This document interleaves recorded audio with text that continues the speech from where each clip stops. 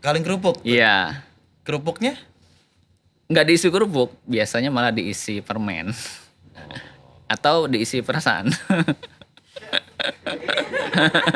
Yang jelas adalah kita tidak perlu menjual produk itu ke semua orang. Tidak perlu Iya. menjual produk itu ke semua orang. Iya, ketika kita bilang, "Oh, saya jual produk ini ke semua orang." Itu tanda bahwa kita sebenarnya nggak bisa jualan. Karena nggak mungkin semua orang mau beli produk kita. Betul. Maka kita cukup fokus pada satu segmentasi saja. Tiba dia datang dan minta 15.000 pieces. Harus selesai selama 20 hari. Bapak kalau memang serius, kita butuh DP. Dan ternyata dia bawa uangnya cash. Jadi bawa tas ya. Kemudian diberikan tuh uang itu gitu ya. Kemudian ya setelah itu ya kita langsung koordinasi dengan pengrajin. Bagaimana caranya 20 hari ini beres gitu. Kalau bisa tidak perlu tidur gitu. Kerja aja terus gitu. Aduh, jangan dong.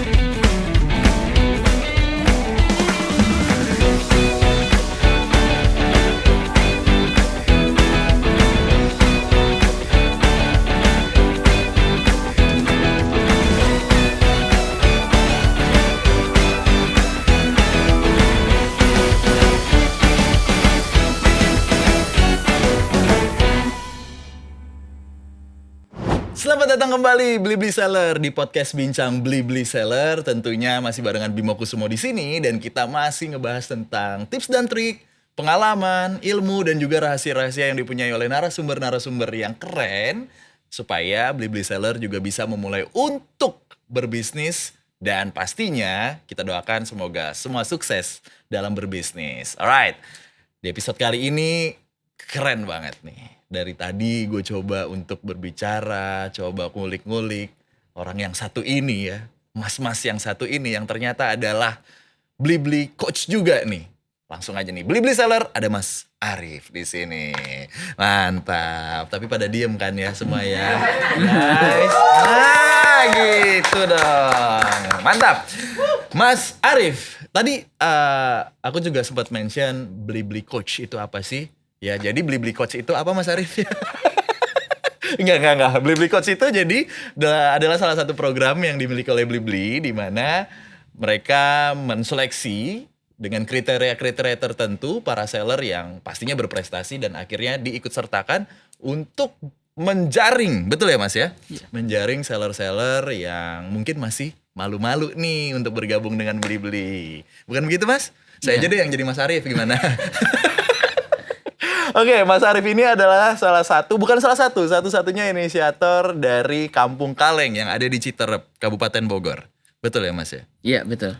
Kampung Kaleng yang ternyata bukan kaleng-kaleng gitu.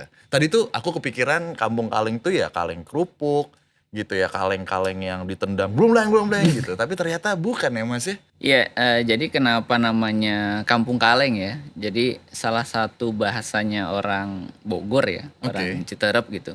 Jadi segala sesuatu yang berbahan dasar seperti aluminium, kemudian ada stainless, kemudian ada galvalum, itu bahasa mereka itu ya disebut aja kaleng gitu. Suatu ketika ada liputan datang ke satu kampung, akhirnya karena mereka mendengar tak tek tok, akhirnya ya dengan simple Kampung mereka tektok. menyebutnya Oh, bukan. Kampung Kaleng. Oh, Kampung Kaleng, kirain tak tek tok, kampung Karena tektok nih. kalengnya satu kampung Oh gitu ya. iya, kalengnya satu kampung. Oke, itu ternyata lahirlah nama Kampung Kaleng nih Beli Seller, betul ya? Iya, Dan- supaya lebih simpel nyebutnya ya gitu. Oke. Sebelumnya emang terkenalnya maksudnya Kampung Citerep aja udah gitu? Ya, Atau orang ada menyebutnya lebih pada ke apa? Misalnya kampung Dukuh, kampung Tarikolot begitu. Akhirnya karena beberapa desa itu produksi hal yang sama, akhirnya mereka lebih simpel menyebutnya Kampung Kaleng. Oke, kita coba bahas tentang Kampung Kalengnya itu sendiri dulu ya Beli Seller ya, karena menarik banget nih. Itu sudah terjadi turun-temurun Mas? Atau bahkan baru terjadi saat Mas Arif itu punya inisiatif untuk mempromosikan, untuk coba mensejahterakan teman-teman atau masyarakat di sana? Gimana sih Mas profesi apa namanya? Pukul kaleng itu tuh apa namanya? Mereka pengrajin. Pengrajin. Ya? Pengrajin. Ya jadi memang sudah ada 3 generasi ya kalau dihitung dari sekarang itu. Oke. Udah 3 generasi. Mungkin kita lebih familiar dengan kompor minyak dulu. Best sellernya awalnya gitu. Awalnya mereka memang banyak memproduksi kompor minyak.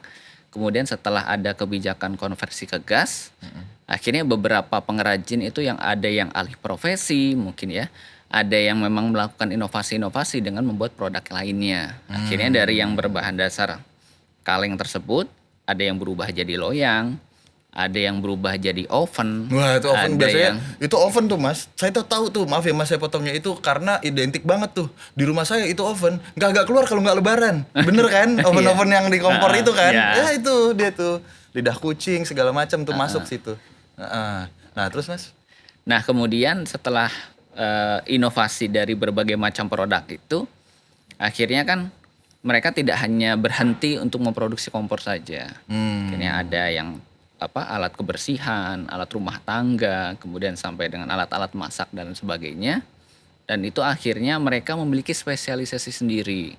Ada yang hanya bikin kaleng kerupuk aja dari beberapa varian ukuran ya, dari yang besar seperti yang di warung itu sampai yang kecil ini sebesar ini gitu. Segi sebesar apa mas? Besar ini.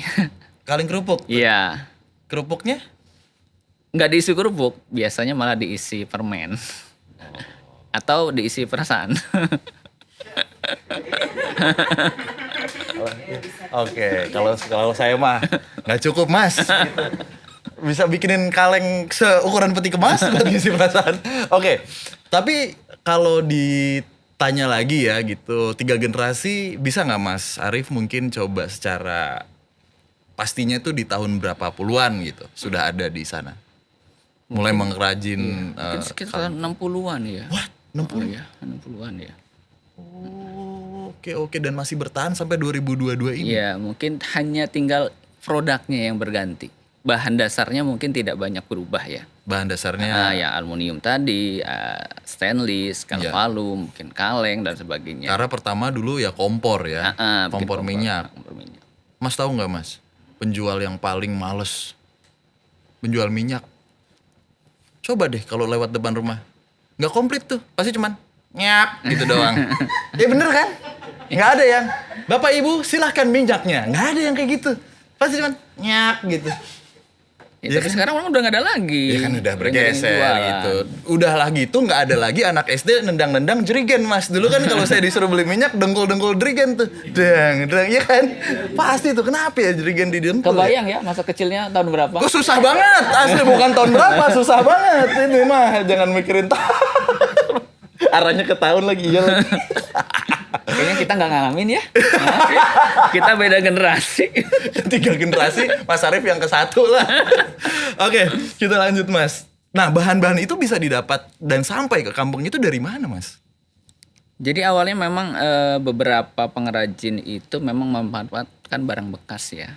Oh, Kalau untuk kaleng kerupuk itu kan bahannya memang bekas kan, bekas black minyak ya. Itu kaleng kerupuk yang biasa kita lihat di warung.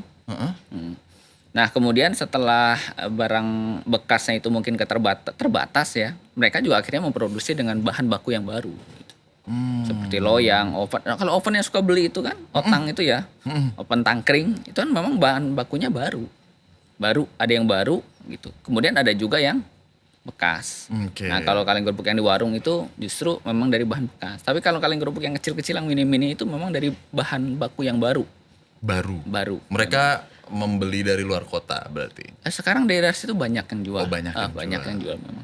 Oke, menarik untuk membahas tentang ternyata Kampung Kaleng itu sendiri sudah ada dari 3 generasi, dari produk yang berinovasi menjadi bermacam-macam, sampai akhirnya adalah proses penjualan, yang mana juga pasti adanya inovasi dan juga ada permasalahan di situ pastikan Mas, gimana orang-orang di daerah gitu ya, dalam tanda kutip di sini adalah teman-teman di desa, di pedesaan yang mungkin masih belum terbiasa dengan era digital seperti ini, dan akhirnya Mas Arif itu punya semangat dan inisiatif untuk memberdayakan masyarakat sekitar dengan membentuk apa tuh Mas, koperasi, betul? Atau gimana awalnya?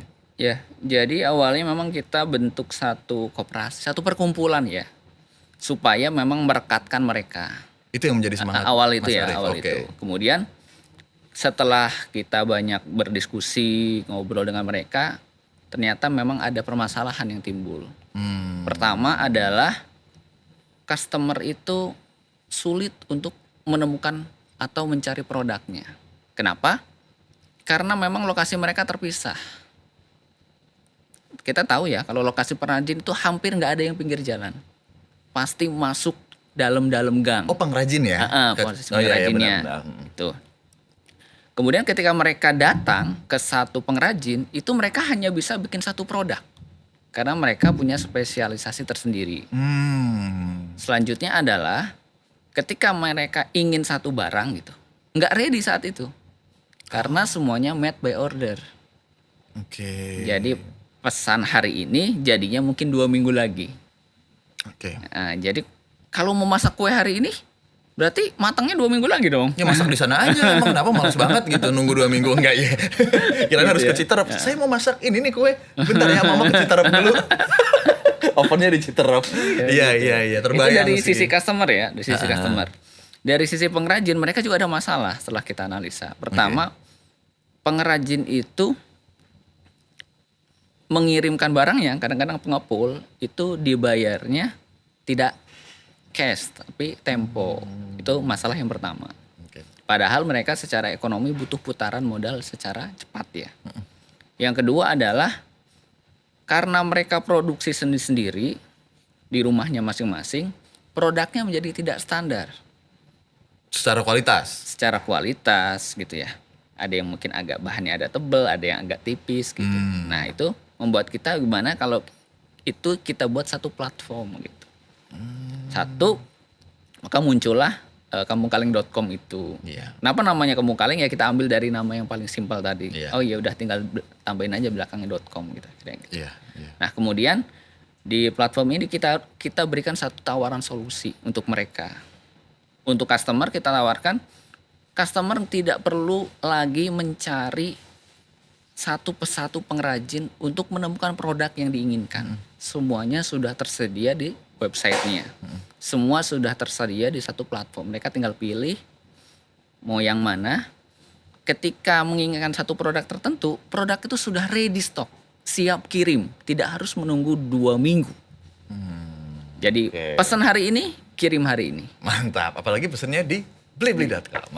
Siap, masuk Pak Eko. Oke. Aduh, menarik banget. Aku tuh mau ngulik banyak banget tentang Kampung Kaleng ini sendiri gitu ya. Terutama sesimpel aku tuh ternyata baru tahu nih Blibli Seller kalau ternyata apalagi yang ada di Jakarta dan Jakarta Timur, pernah dengar daerah Cawang Kompor dan ternyata itu salah satunya produksi dari Citerep, betul ya Mas Arif? Betul. Tuh ya, banyak banget yang bisa kita gali. Sesaat lagi tetap di podcast Bincang Blibli Seller.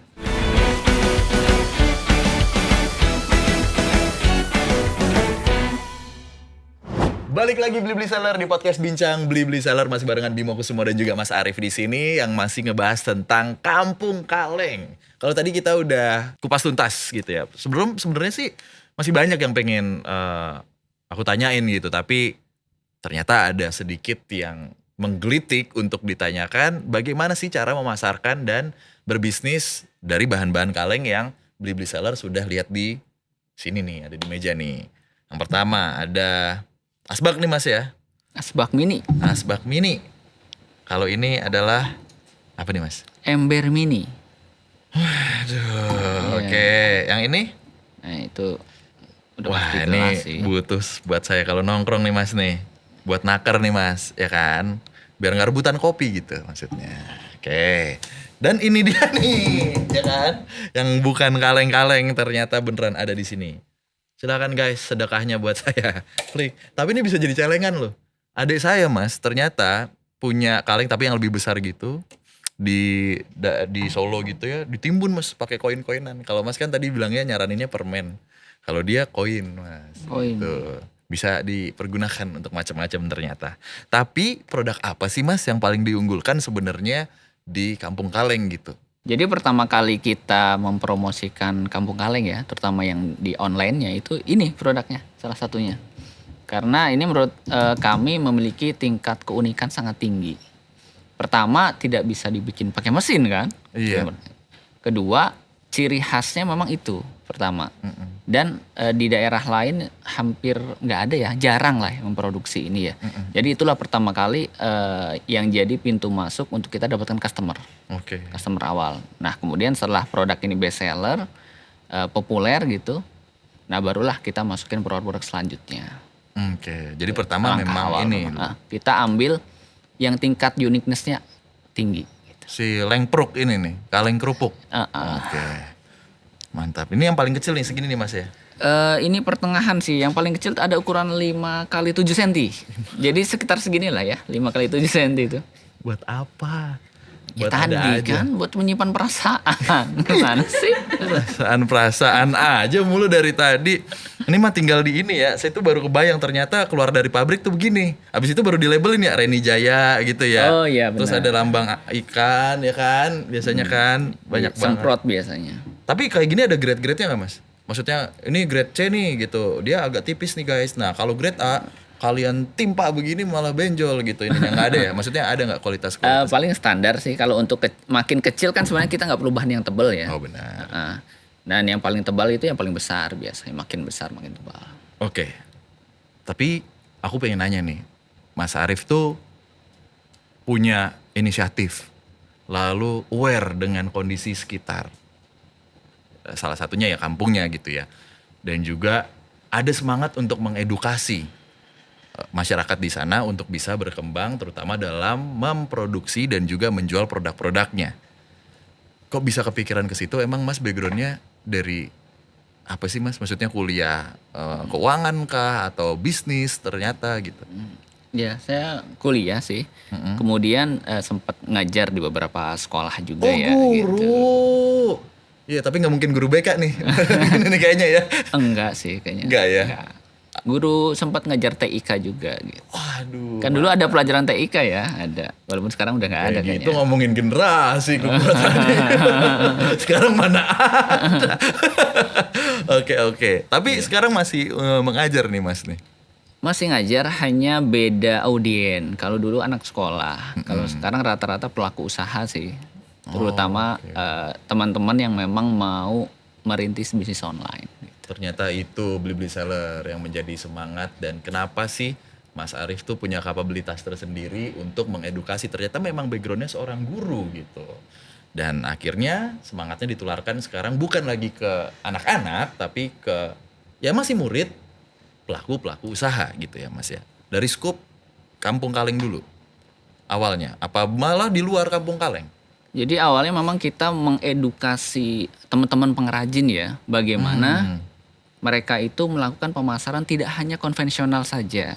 Karena pengrajin kan rata-rata sebelum kita go digital itu mereka memasarkannya konvensional kan. Oke.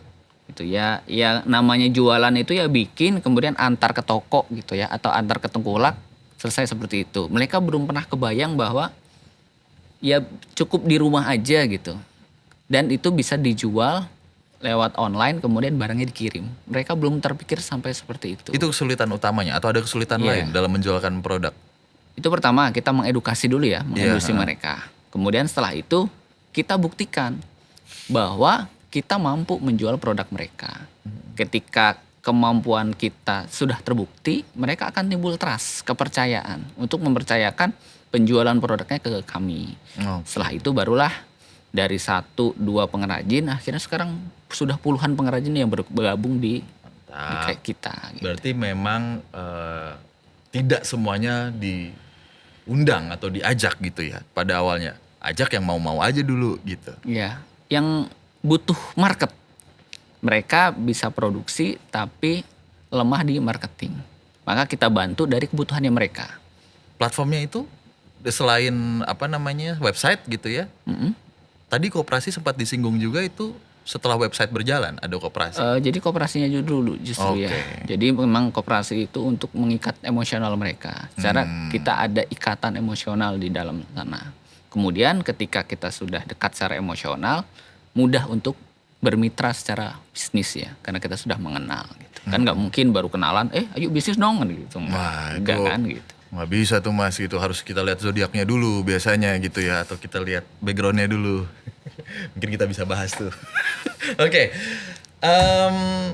Ini berapa sih Mas harganya? Harganya kalau yang ini kisaran paling murah itu dari angka Rp8.000. Yang ini ya, Paling sampai kerupuk. dengan 100.000 lah. Oke. Yang ukuran biasa di warung tuh bisa sampai segitu. Kalau ini kisaran harganya mungkin 17.000-an. 15 dah. Nggak, Boleh. Pasnya berapa deh? ya 15,5 lah ya, aman lah ya. Boleh angkut sekarang. Oke, nah ini nih Mas, cangkir ini nih. Ini sekitar 3.500 sampai Rp4.000. Dan itu sudah untung ya? Maksudnya hitungan sudah untung, berarti memang sebenarnya modalnya nggak begitu besar ya Mas ya? Kalau hitung-hitungan pengrajin di sana gitu. Jadi mungkin karena skill ya. Nah, Itu dia. semakin orang mempunyai skill yang tinggi, maka dia kan bisa memproduksi barang lebih cepat. Produktivitasnya lebih tinggi. Ya. Beda ketika, Mas saya kasih duit 1 juta suruh bikin ini kan nggak akan jadi. Kebeler yang ada tangan Mas Iya, sama benar. ginian mah. Tapi ketika dikasih ke mereka, kita kasih 500.000 langsung jadi banyak. Jadi. Gitu kan. Aduh. Oke, oke, oke. Mendingan beli kan daripada bikin. Ya iya sih. Iya benar-benar. Jadi value-nya adalah skill-nya ya. Skill yang dimiliki, tinggal Mas Arief tuh melihat. Nah, ketika Mas Arief melihat adanya kesulitan tersebut, Mas Arief itu benar-benar sendiri atau akhirnya ngajak nih beberapa teman-teman untuk satukan visi dan misi gitu. Ya, kita pertama karena itu yang kita ajak itu bukan orang luar ya, Oke. anggota sendiri. Jadi kita lebih mudah untuk mengedukasinya karena kita selalu ada pertemuan rutin ya. Oh, Kan tiap bulan kadang-kadang kita ketemu ya, sebelum pandemi itu kita sering ketemu ngobrol untuk kamu butuhnya apa sih sepertinya gitu. Masuk ke sini itu mereka butuh apa gitu. Kalau jelas kan mereka butuh kesejahteraan. Bagaimana produk mereka itu terserap ke pasar gitu kan akhirnya. Akhirnya kita bantu itu dulu gitu. Ketika mereka sudah terbantu, sudah meningkat kesejahteraannya, nah itu akan lebih mudah kita untuk mentreatmentnya lagi. Meningkatkan kualitasnya, meningkatkan konsistensinya, kemudian kapasitas produksinya itu bisa langsung kita perbaiki di sana. kita akan bahas tentang konsistensi ini, Blibli Seller nih, di mana zaman terus berkembang, lalu juga teknologi terus berkembang, tapi tetap value dari skill-skill para pengrajin di Kampung Kaleng itu menjadi harga yang mahal. Tinggal bagaimana kita konsisten dan bertahan. Mungkin kita bisa bahas setelah ini ya. Jadi tetap di podcast Bincang Blibli Seller.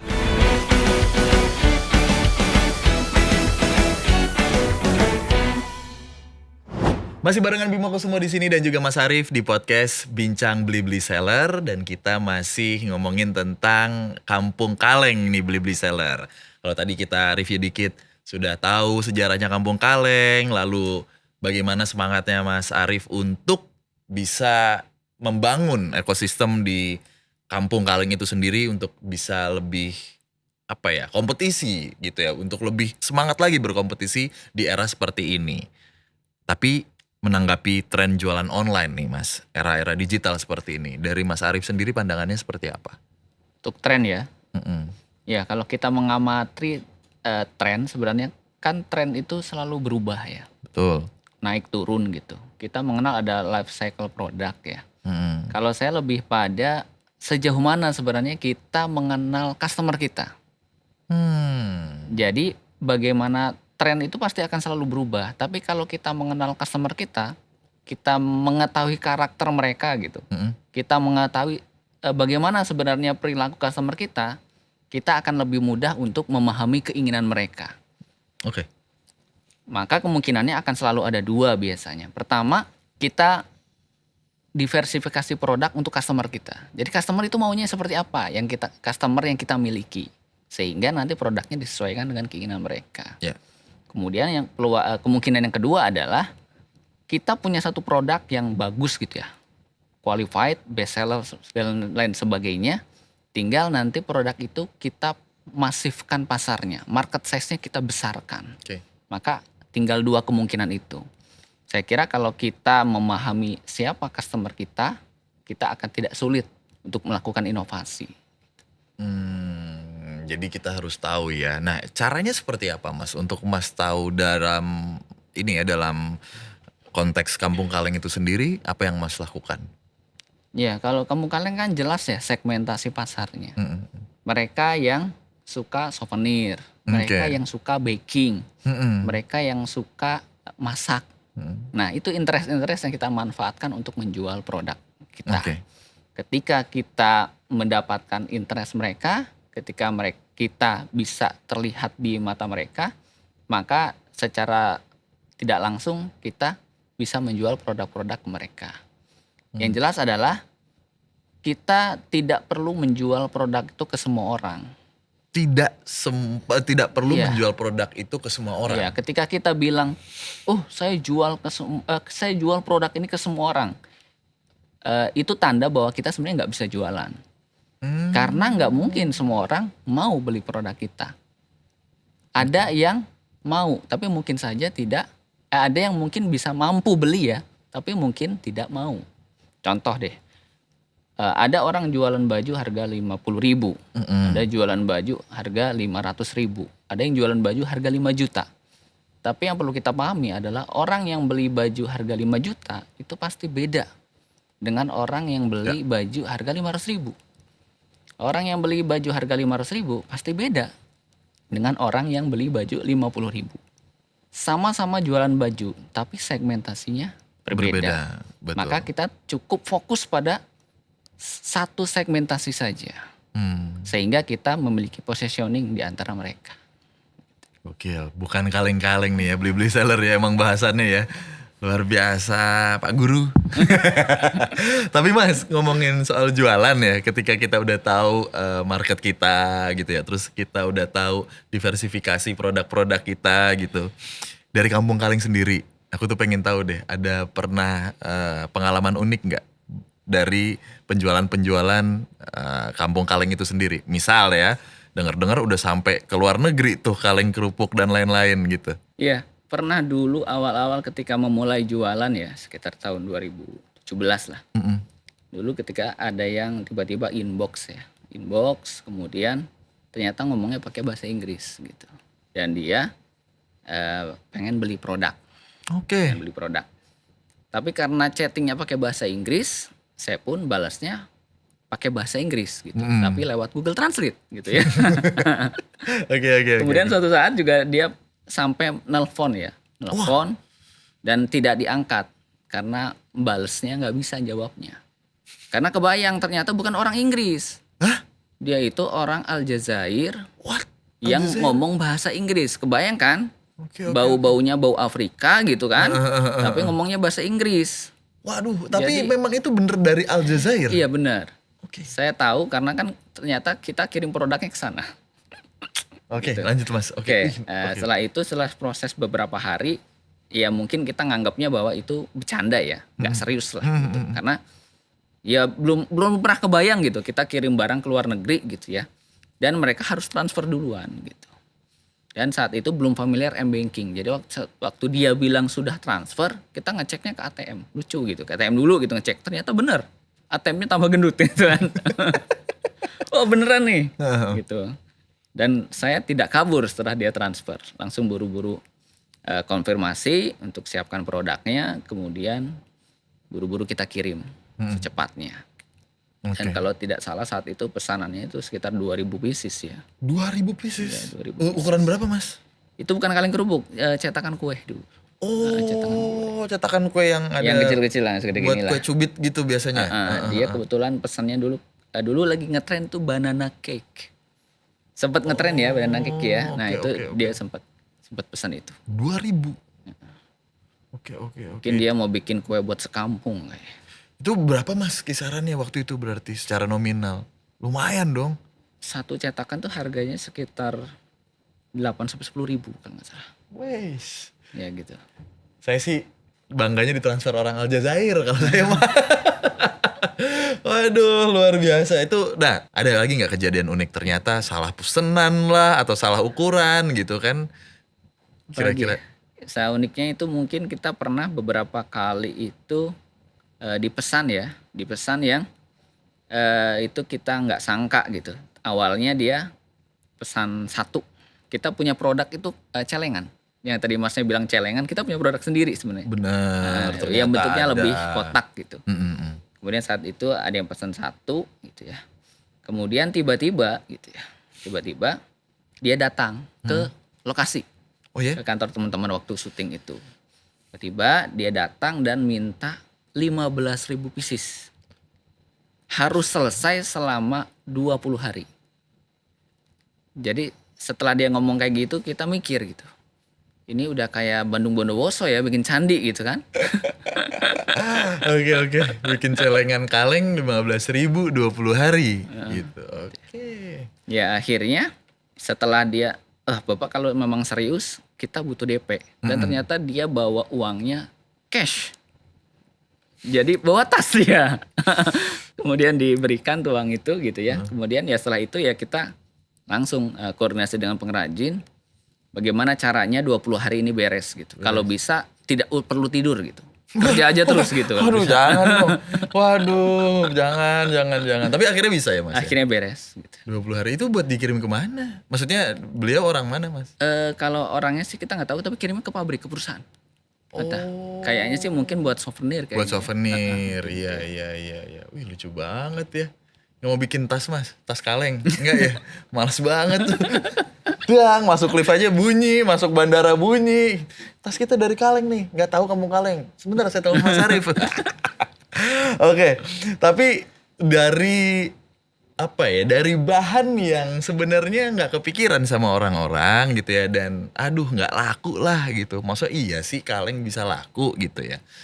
Dan mungkin di sini beli-beli seller yang lain ada nih ide-ide kreatif dari bahan-bahan yang mungkin nggak common gitu untuk diproduksi menjadi sebuah value gitu.